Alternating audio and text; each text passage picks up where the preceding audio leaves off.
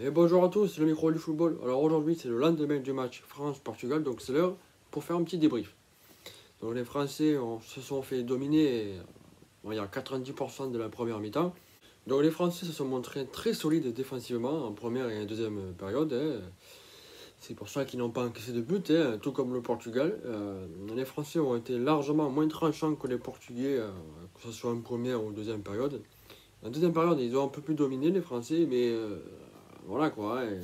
Le caillou est poli, il est pas tranchant, il est pas.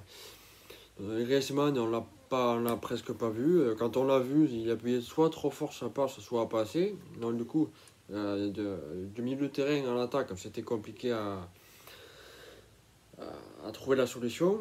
Et Kamavinga, totalement invisible. Et pourquoi? Parce que Deschamps n'a pas voulu prendre de risques. Et malheureusement, dans ce genre de match, il faut prendre des risques. Pourquoi? Parce que Griezmann, invisible, comme je l'ai dit, il est connu par ses adversaires. Tandis que Kamavinga, il est jeune, il a la foule, il a la folie, et on ne sait pas ce qu'il peut faire. Et les Portugais non plus. Donc si on ne met pas tous les ingrédients nécessaires pour affronter une belle équipe et remporter aussi les 3 points, avec une attaque qui répond bien présent, qui met de la vitesse dans le jeu, où il n'y a pas de passes trop appuyées ou pas assez appuyées pour inquiéter justement l'arrière-garde portugaise. Ensuite, donc Rabiot pour moi a été pas inoffensif, mais je dirais qu'il a été contre-productif. Il a ralenti le jeu, passe latéral, passe vers l'arrière. Du coup, les Portugais, comme ça quoi. Donc après, il y a pas tout n'est pas à jeter pour les Français, bien sûr. Et donc on a eu un excellent Loris qui a su répondre présent quand les Portugais se sont montrés très pressants devant le but.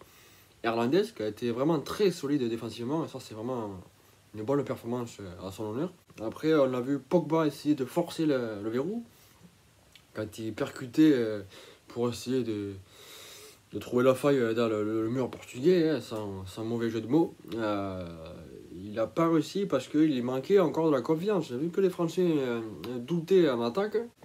Donc voilà, j'ai terminé mon petit débrief. Les Français n'ont donc pas de petit matelas confortable avant d'affronter la Croatie dans 3 jours. Enfin 3 jours, 2 jours maintenant, vu que c'est mercredi. Maintenant, je vais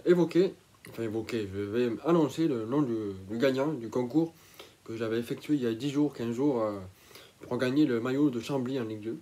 Donc je vous laisse avec le tirage de sort en direct. Enfin en direct, en vidéo quoi. Donc avant de vous quitter, pensez à liker parce que c'est quand même très important pour moi et pour la chaîne surtout, pour pouvoir la développer petit à petit.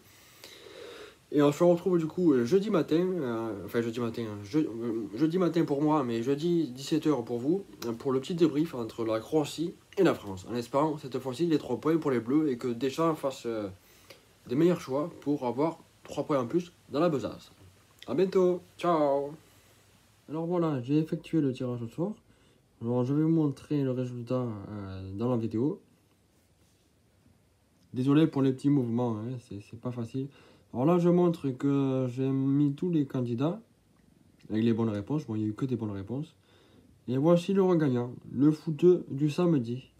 Donc je te laisse venir vers moi, le footeux du samedi, Messenger, Instagram, enfin peu importe.